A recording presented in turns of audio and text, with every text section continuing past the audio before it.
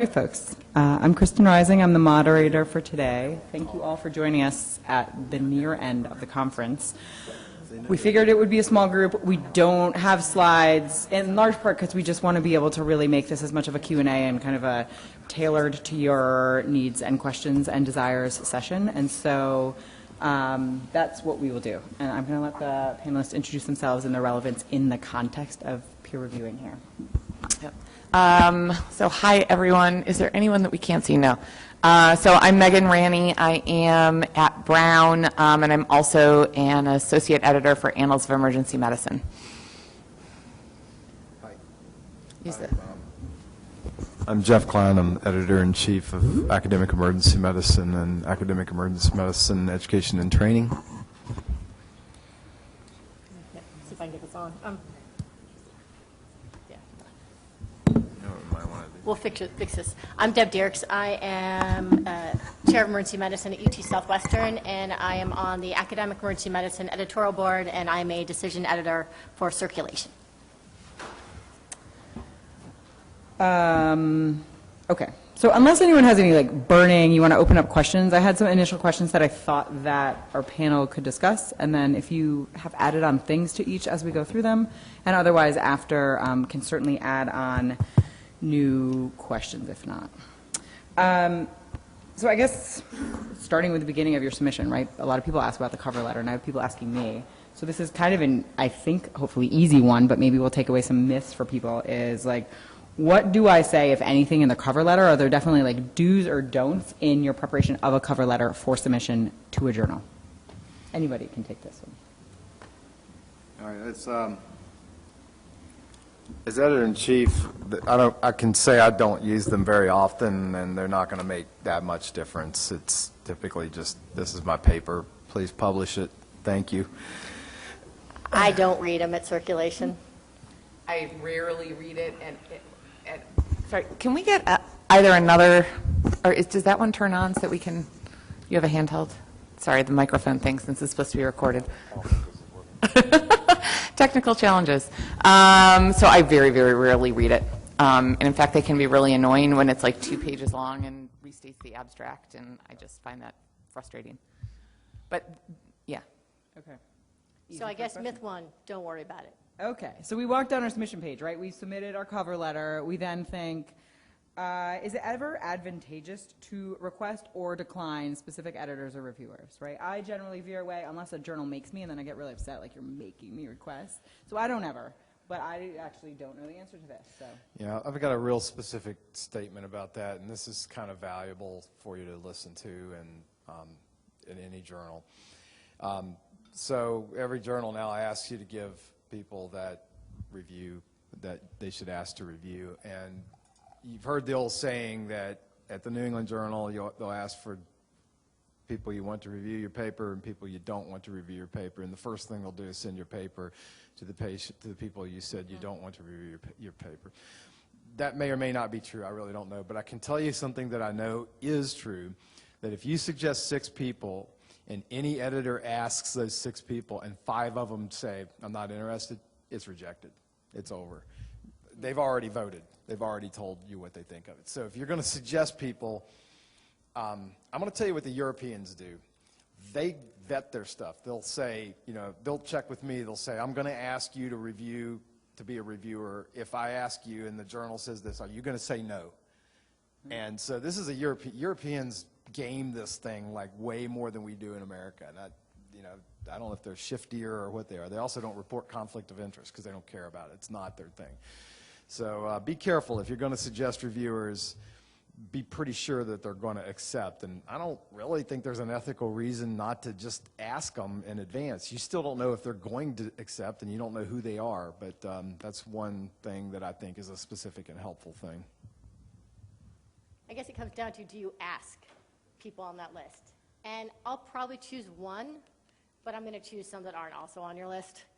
To ask, to make sure that I have a balanced thing. Now, that's pluses and minuses, right? So if you put a list, and your list includes people who have unique knowledge on it, and I don't choose any, that may be bad. So that's why I actually try to choose at least one, because they may have some understanding of the content and be better content experts than other people I may identify on my own. Yeah. So one of the interesting challenges for us in EM is that a lot of times when we're submitting to EM journals, our stuff may be better reviewed by people who are outside of EM. And I will be honest, I very rarely, I mean, I have 3 submissions in my inbox right now for me to be decision editor on. Hopefully it's none of yours, because I am coming off of a week where I currently have 500 emails in my inbox. I am not, honestly, as much as I love the peer review process, going to look at that article, say, and I don't actually know what those 3 articles are about, I just know that they're sitting there, but I'm not going to look at it and say it's on something that's like an obscure topic that I don't have someone who's at the ready in my annals review queue. I'm not going to go into PubMed and do a search and try to figure out who the next best person is to review it on a content basis. So in that respect, if you're doing something that's a little bit off the beaten path, it can actually be really helpful to suggest reviewers, because it can help me say, listen, I need someone who's not in my normal review queue, and this is the reason why. So that can be very, very, very helpful to me. That said, I actually do, if someone says, please don't have this person review, I will often reach out to that person, because I feel like, especially if I know who they are, unless like there's an obvious conflict of interest issue, because I feel like usually that's because they have some sort of a beef about like the underlying meaning of the science. The other thing that you can do at some journals is to request an editor. And I don't think that's a bad thing. I will frequently get stuff sent to me as DE that someone has requested me on. Sometimes I actually decline it because I have a very blatant COI, and so I'm not sure why they requested me. But I don't think that's a bad thing. If you know that there's an editor who gets your topic, it's not, to me, a bad idea to send it to them, because sometimes, so Jeff reads every submission himself, apparently, before sending them out for review. At Annals, it's the staff who assigns it to me versus someone else. And so sometimes I get assigned these like bizarro things that I'm like, this is so not my skill set. But sometimes I miss things that I know go to other people. And like, I'll see, we have like this list that we run through, and I'll be like, why did that go to you? I would have loved to have been DE on that. Like, that's totally my like world. And so, but if you know that there's an editor who loves your stuff, to request that editor is not a bad idea. Now, you may get a slightly harsher review because they already know your stuff, but if you do want it seen by someone, I don't think that's a bad thing. I think it's probably more important to make sure that you identify the kind of topic area of your manuscript more, because that's going to get it to an editor that may actually understand you're working on some content knowledge. So if you're doing, evaluation of chest pain in the elderly, kind of got 2 ways to go. You can go geriatrics or cardiovascular, and it really depends on the stint of the manuscript, because if you get cardiovascular, you'll probably get someone more like me, and geriatrics, you may get, Chris. So really on choosing that topic, that to me is a pretty important way. Circulation, that's how it identifies who it's going to go to, as far as the senior editor, who then, that's like Jeff does all his, and then sends it down. As editor-in-chief and as an author, I don't think it matters if you ask for a decision editor. Like, most of the time, you're not going to get the decision editor you want anyway. I had this inhaled nitric oxide paper that Charles Lewandowski told me, he's like, this is a great paper, and he's on the editorial board, and he's like, you send it to Joe Hill, and you make sure you put my name on the letter, and I'll handle this paper. And I do, and Joe Hill rejects it, and it never even gets to Charles, so it doesn't matter to me. And I can just say I don't think it makes that big a difference. One thing about suggesting reviewers, and this is a technical but maybe a 5% help statement, is get the right email addresses, and if you can, get the .edus, not their Gmail address.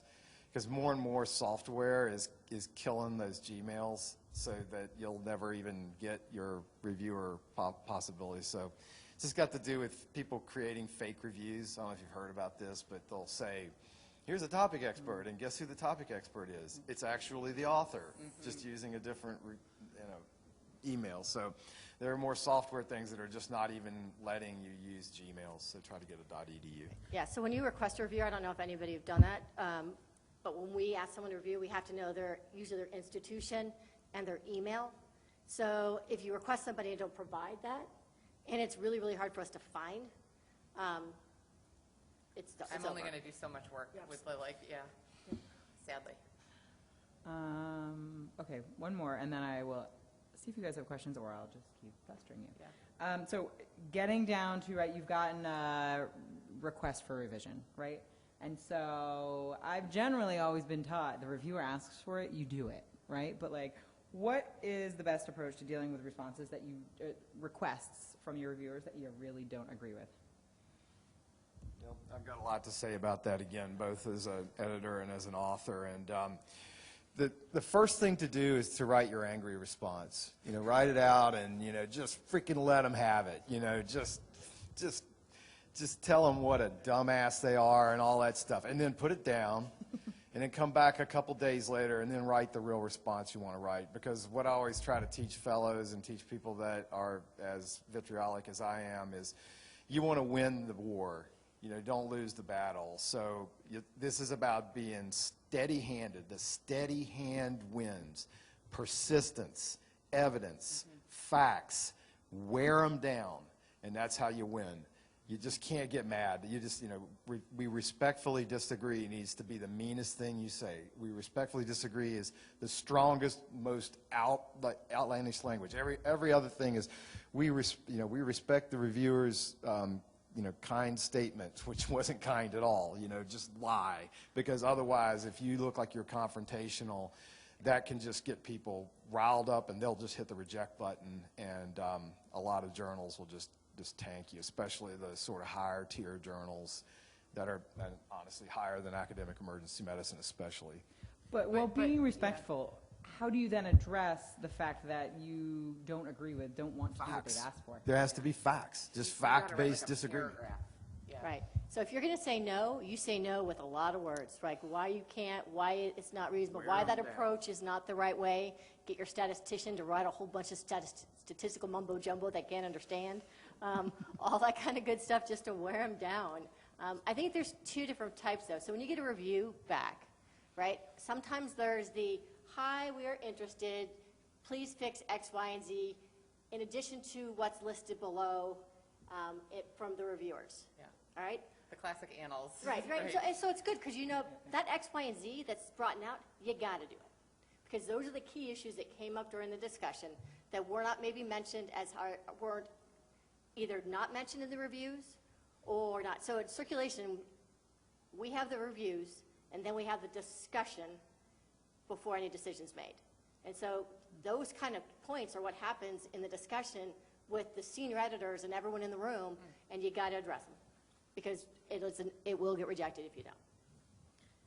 So at Annals, we don't have that discussion unless there's a lot of debate. So every once in a while, like one out of every like 30 articles that I look at, I'll bring and kind of like engage people because that's usually on a revision.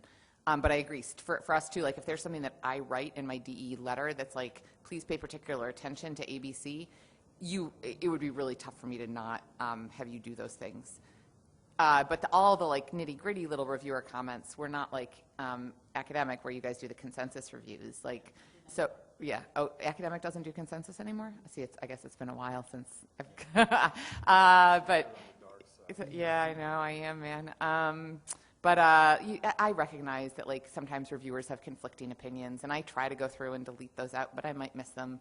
And so I think that it's okay to kind of disagree there, but I would always do it with facts. To me, the tougher thing is if you get a revise and resubmit, but we're like, well, I'm going to give you, like, I do this frequently that I will reach for something that I think is really important topically, but maybe I'm not 100% sure about the science. And I go back and forth about how stringent to be sometimes about the science if it's like a super, super important topic, especially in Annals, which is a more kind of clinical journal.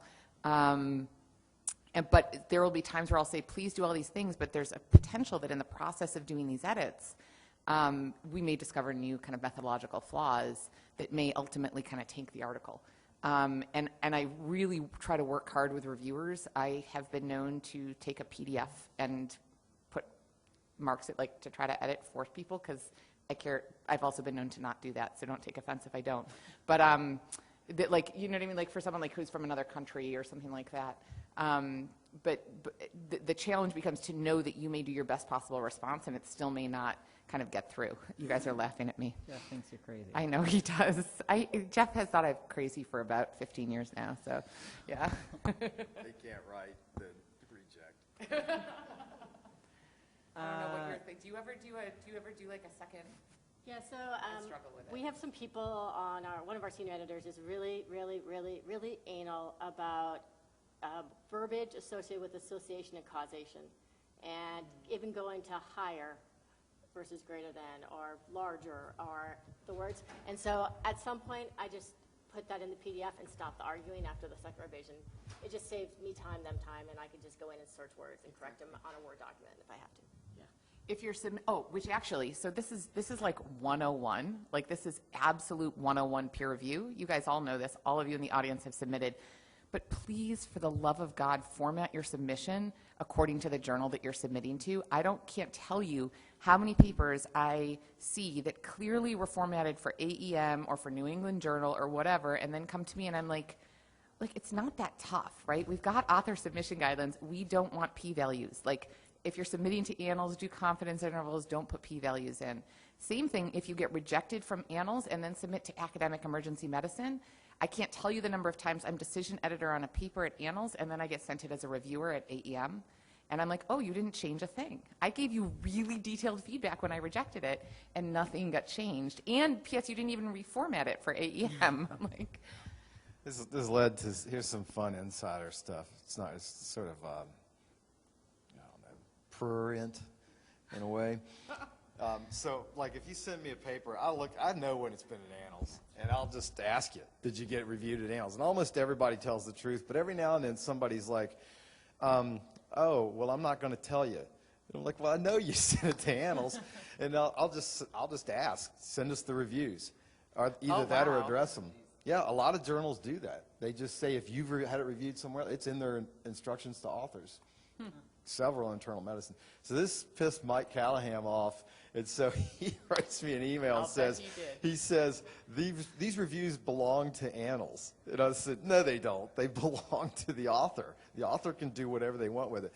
So we went back and forth with about 20 emails about this whole thing, and ultimately I just quit doing it because I just didn't want to, create so much, dialogue between me and Annals. But, if I don't ask for it, what's going to happen is what Megan just described is you're going to get the same reviewers. Probably 60% of the time there's going to be some overlap. So that is probably something where a cover letter could help. Yeah. Is you could say, I submitted it to Annals, I didn't like the reviews, and here's why I didn't respond to them. That's probably the only place I've ever seen a cover letter matter. oh, Yeah. go ahead. I mean, I think that probably the best advice we can give is emergency medicine is a small specialty. You will, get the same reviewers. Our list and pool is the same. So don't take a risk of not addressing some of them because we'll figure it out.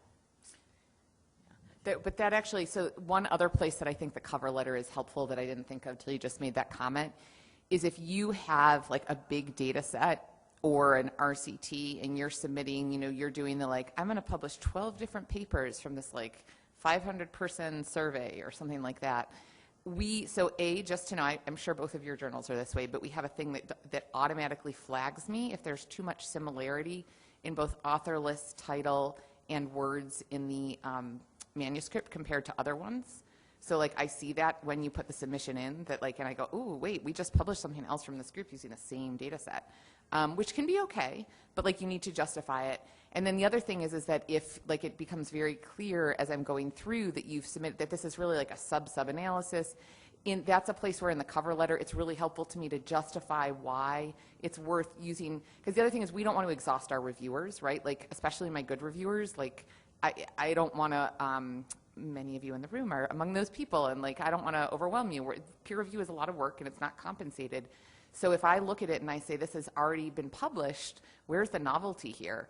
Right? I'm not going to waste my reviewers' time on it. So that's a place that the cover letter can say, look, we published X paper. This is really different. This is really important for this journal. These are the reasons why. This is not just a post hoc XYZ kind of thing, because I'm probably not going to pull up the other paper.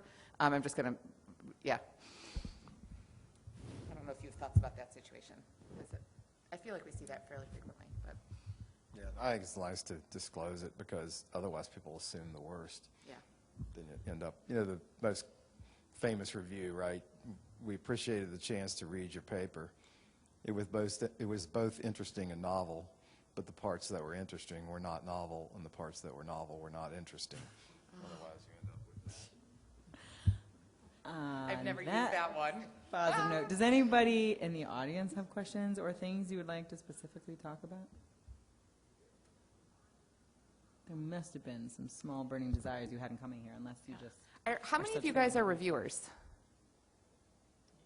Yeah, so you know this, and is there anything like about the DE process that like mystifies you that you'd want to know? Because I think that to me, there was this big transition from being a reviewer to being an editor it took me, so I've been an editor now for like 6 years, and I feel like it took me 2 years to figure out like what, right? Like I think it's like early stages of doing reviews or early stages of being a grant reviewer where you're still caught in that world of like the last way of looking at the papers. Would it be helpful for us to talk through like what the process is, like what that process is at the various journals? Or no? Yes? Okay. Because I think each of us have a little different process. And you can talk about annals as well as circulation. You were more senior, yes. She has an even better view on the annals process than I do. So I think that for circulation, it is a little different of a beast in that the senior editor institution becomes very involved.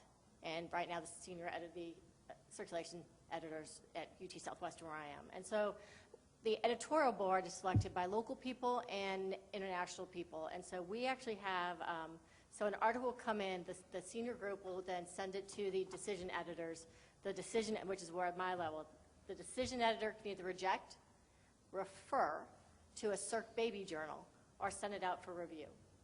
So once we send it out for review, then we're expected to do a peer consultation based on the reviews to make sure that at that point we don't think we should refer or we take it to the editorial board meeting.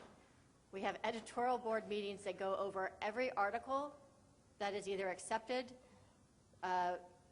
major revision, are going to be referred every week. One of them is in person on campus, and the other one is a webinar. Once we have that meeting, additional issues may come up, and we make a decision on whether we will accept, reject, or refer. Decision goes back out. So painful. Oh my God. The difference is it's compensated. So we do get paid for our work.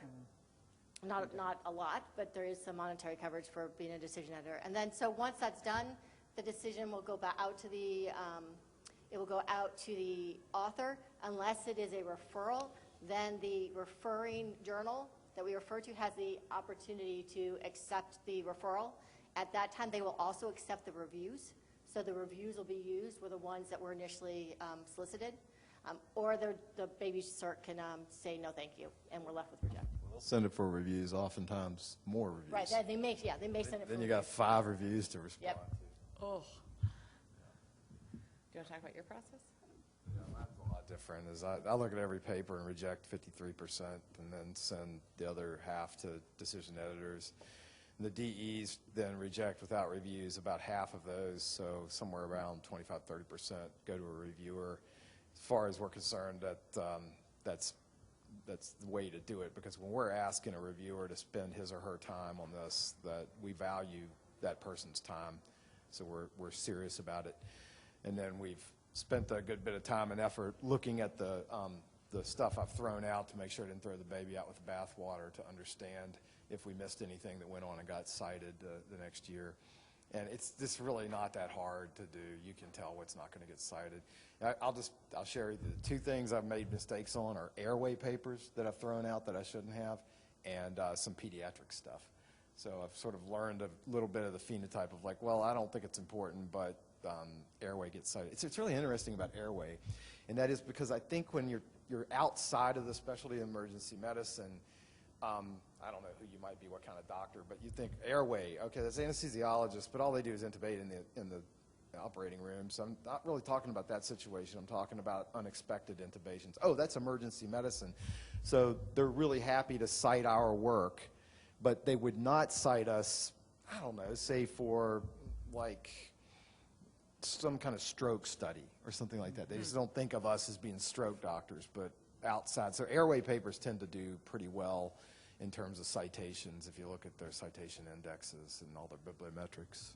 So I think what you're hearing is one of the things that's in consideration isn't not necessarily how great your manuscript is, but to the journal it's being sent to is what's the likelihood it's going to be cited, because that's how editors are evaluated, right? So for circulation, there is a lot of discussion. Will this get cited? And if it's not going to get cited, we can even go back to like papers that we published to see how much they got cited. And if it isn't, and that really tells us if it's a good fit for the journal and the overall popularity of the topic. And sometimes good work may not get accepted just because it's so niche that it really isn't going to be cited from the journal. And that is a big issue for the editors. So that's interesting, because I don't feel that in Annals there's actually much. Maybe you had a different perspective when you were in kind of your senior role. Again, knowing that I'm in the middle, like I'm not like a baby editor, but I'm not like a super senior editor either. So, but to me, that has never been part of my training, is to look at the citation. So for us, is it a fit? So there's things, so like I do injury prevention, right? And there's some great injury prevention articles that come across my desk that are just not for Annals readership, right? Like, so that's kind of one of the big things that I think about, and I think about methods. Right? And then you do think about that like newsworthy factor. Is this something that's going to get interest, that's going to call attention to the journal, that's like going to be like a hot topic? But the big thing to me is like that, from my perspective, it's more about fit and science, and we, or maybe I, but kind of, I think this is more universal. We don't talk as much about citations at the DE level, again, unless maybe there's something that you guys talk about on the senior level that I'm not aware of.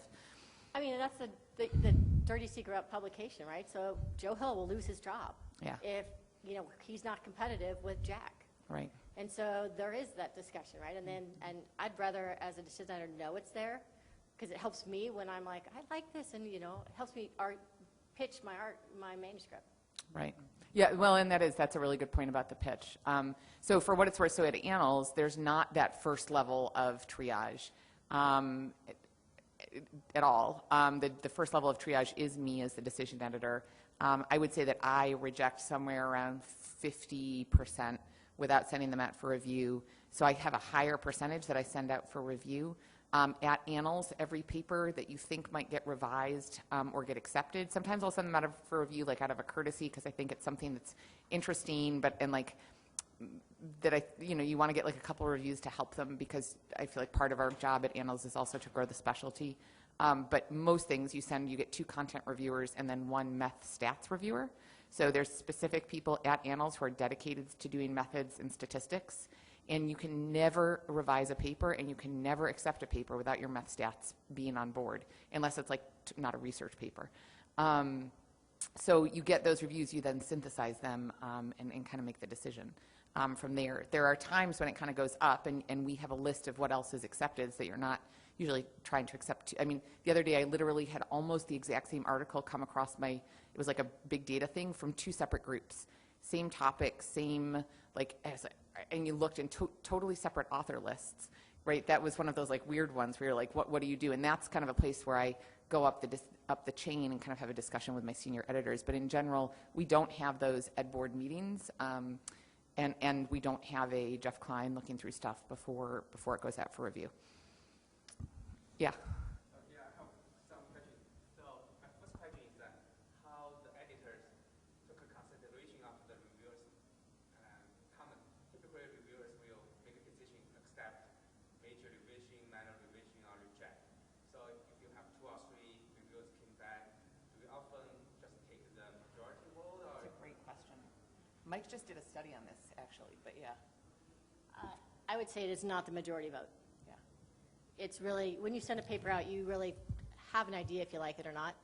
So, yeah, the reviewers confirm or deny your suspicions is usually the way that I look at it. Like, you guys are like, I have a gut, and you guys are either saying, yeah, your gut's right, but sometimes I don't want to be too hasty, and so the reviewers are like, yeah, your gut's right, or it's not. And if I have 2 out of 3 that agree with me, or sometimes if I have 1 out of 3 that agrees with me, but the 1 out of 3 I really trust, that'll be the way that I go. I was just going to say, there's not a formula that's going to go along with what made it. If all 3 reject, it's easy.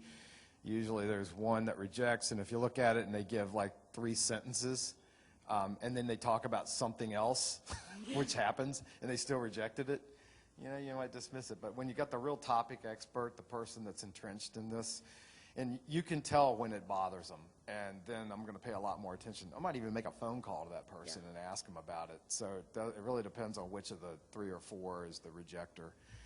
In general, it's hard to get around even one rejection.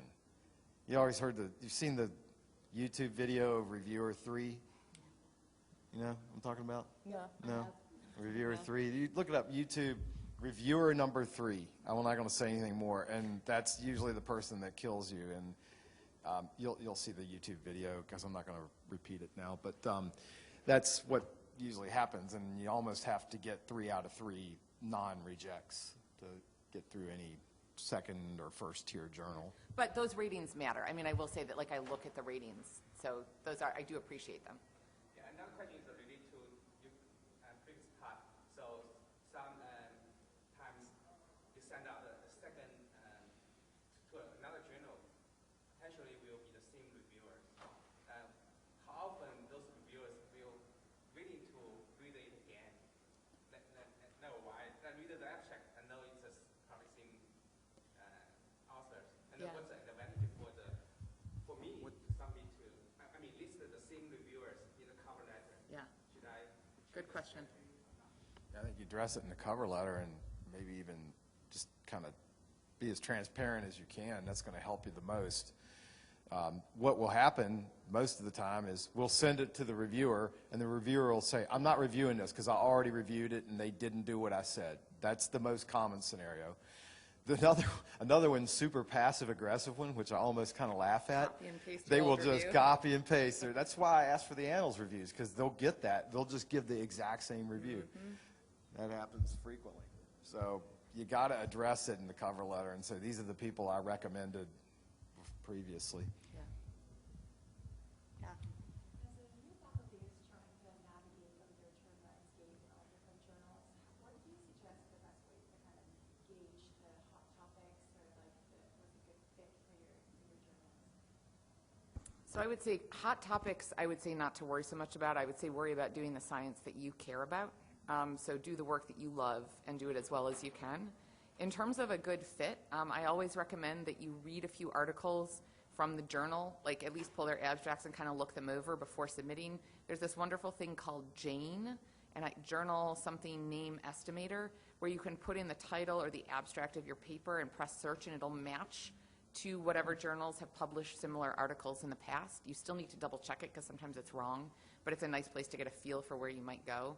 But it's really kind of, I think within our journals, like within Annals and Academic, there's sometimes a little bit of a different flavor, but you can't go wrong necessarily with one versus the other, although Jeff may disagree. But in terms of stuff outside of the specialty, Jane is a nice way. But I would say focus on doing the good science and telling a good story in your paper. I'm going to ask you to ask your question again because I want to listen to it one more time.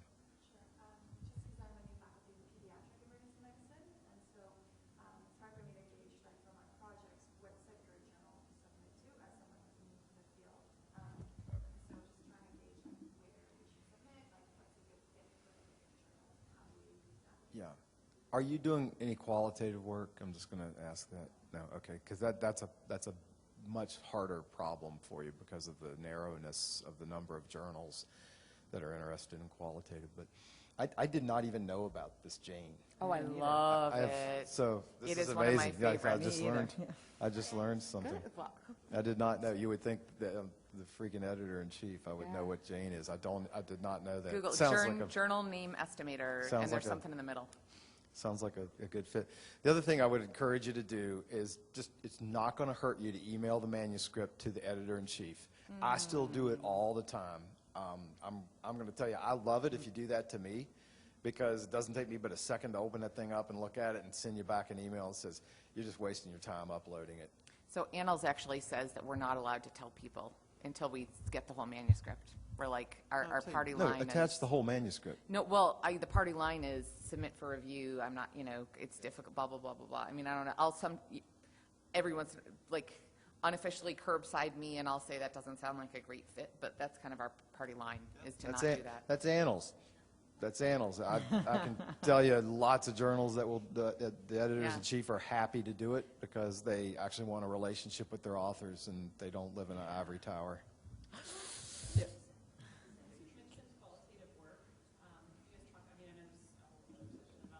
Right after this, right in this room. I may be sitting here still, yeah.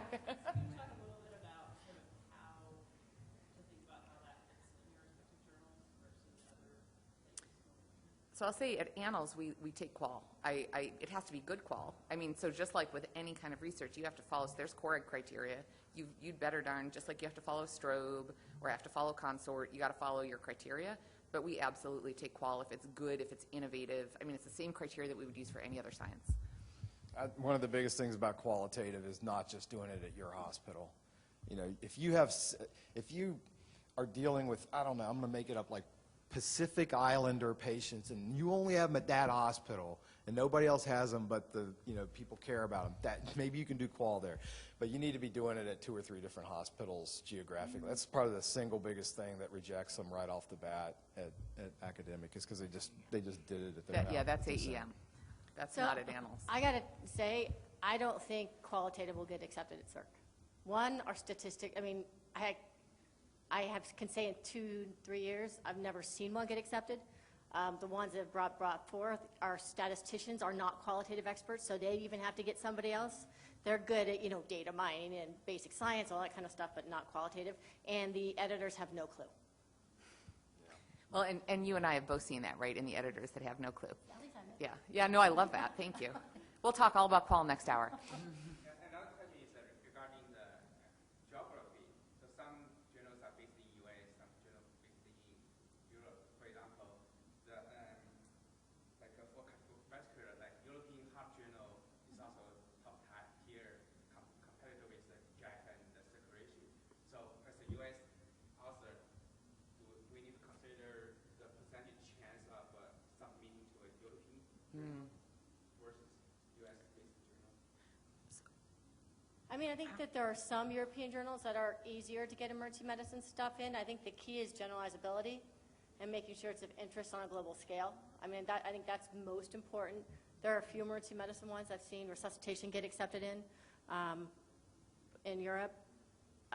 We get a lot of non-U.S. based research here. So if you got time, it's probably not worth it.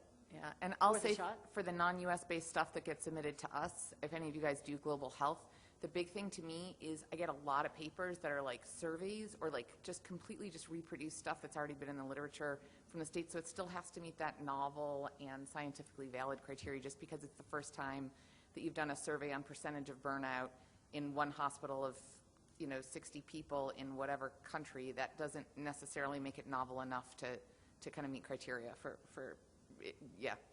Same criteria, like I try to hold stuff to the same criteria. It has to be different. There was a question, Kristin, that you had written down earlier that we didn't talk about, which is, do you contact the decision editor if it gets rejected and you disagree with the rejection? Which I think is a really interesting question. So I've had some fun times with analysts on this one. You can, right? But I think you got to know that when you do that, you're putting them on defense, right? So there's no way really to politely do that because you're actually challenging them in a really kind of a, why'd you reject it? You shouldn't have way. And I think that's a really hard mountain to climb. Sometimes they'll go above, so they'll appeal the decision and it'll go up the chain. But everyone up that chain is going to support the person below them. And so unless it is a true lack of content knowledge, or for us, it's sort of lack of basic science knowledge about modeling, it's tough. Appeals never work. So I'm a little bit of a pushover sometimes for those, but what I say to people is that I say if you feel like you can address all the comments that were in that paper, you can submit as a new manuscript. But it's going to go back out for review. It may not go back out for review. And I have said that because I feel like, especially in EM, we're a small world. And it's so often my friends and my colleagues and my mentees and my favorite person from across, you know what I mean? Like, we're just not a big group. And so I try to not, you know, but you have to go through the whole peer review process again. I'm never going to like reverse it and suddenly just say, oh, fine, just revise and resubmit. Like, you're going to have to start again from zero. I think for some journals, like for circulation, if you get a reject de novo, that means we really don't like your paper, but we like the topic, and you should completely redo it and submit a new one. That's a kind of an okay thing in that situation, but not to appeal. Yeah, that's different. Yeah. That's different. Yeah. Appeals never work. Chris, have you ever had an appeal work? I've never appealed, and they annoy me when I receive them. Right? Yeah. They're really annoying.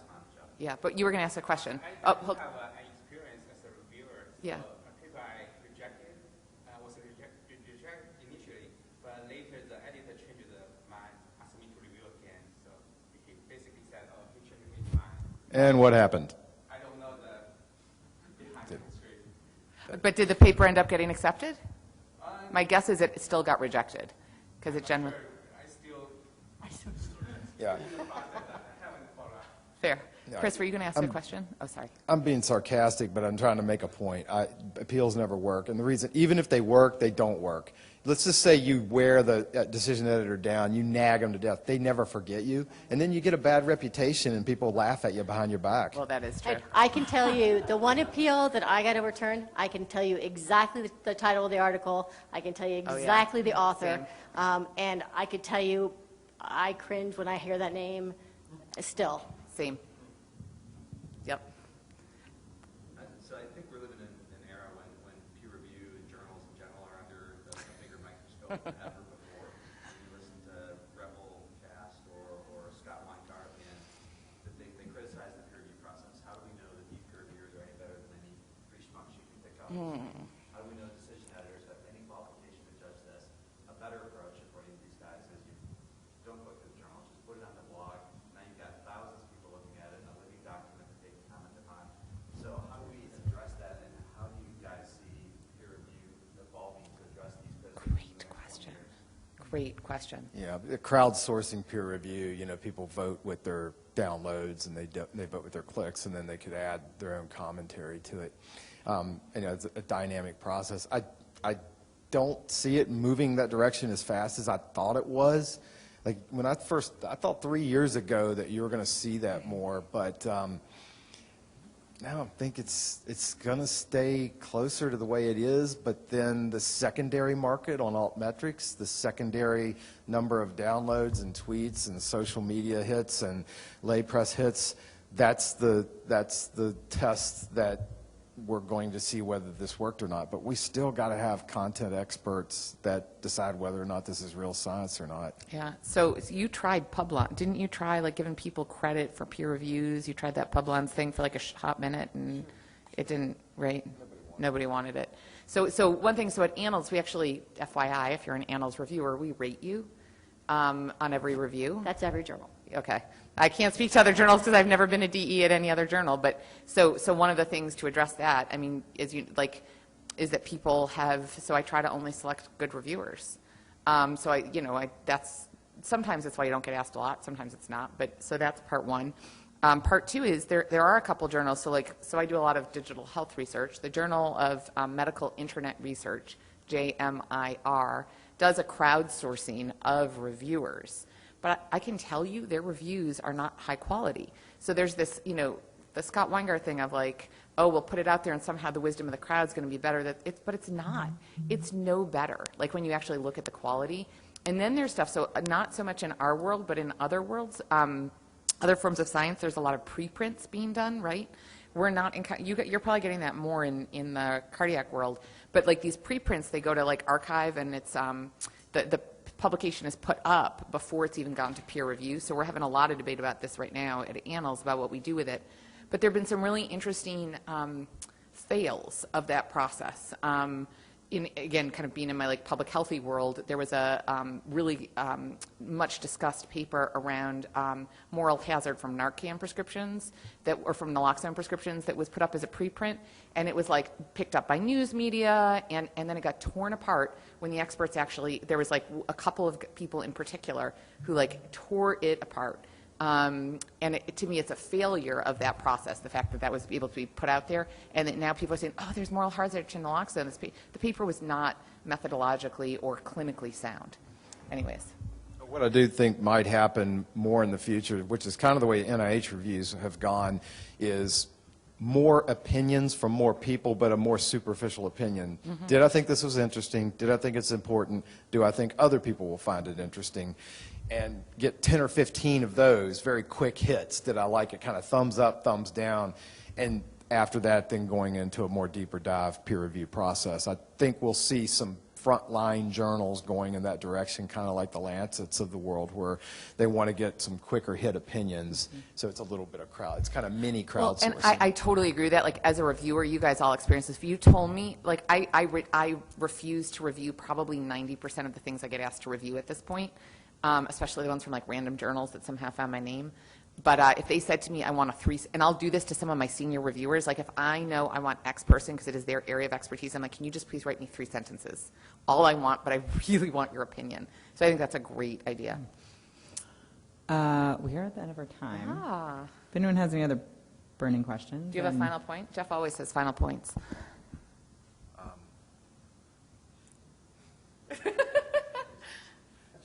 How about this? Short is better. Yeah. All right. Well, thank you all so much for joining us. Thank you to our panelists. Hopefully this was helpful.